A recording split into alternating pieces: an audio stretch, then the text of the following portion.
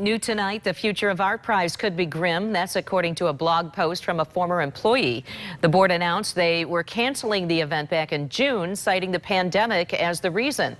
The former high-ranking employee now saying it may have been the wrong call and could mean the end of the event as a whole. News 8's Whitney Burney joins us now with the details.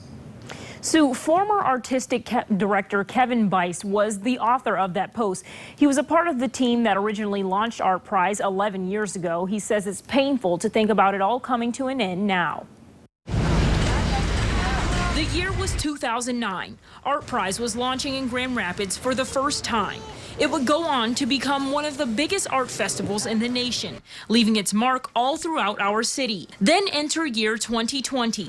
The ArtPrize board announced in June they were canceling the event due to the COVID-19 pandemic, in a release saying they were putting all operations on hold to, quote, evaluate the possibility of future events. Monday, former ArtPrize artistic director Kevin Bice took to his blog saying it was a decision not everyone was privy to. Bice says after coming to an agreement in May, the team started planning the September 2020 event to accommodate social distancing.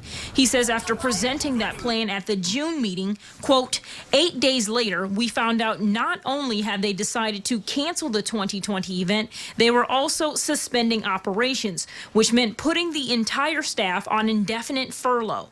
Bice says he and 13 other employees were left updating their resumes. He says he believes the manner in which the event was canceled could mean an early demise of the organization as a whole. He said, quote, the conversations I was able to have with board members indicated they were thinking about the future in a very binary way. Either a full traditional ArtPrize could happen in 2021 or it could not. Of course, no one knows yet what large events will look like in the fall of 2021.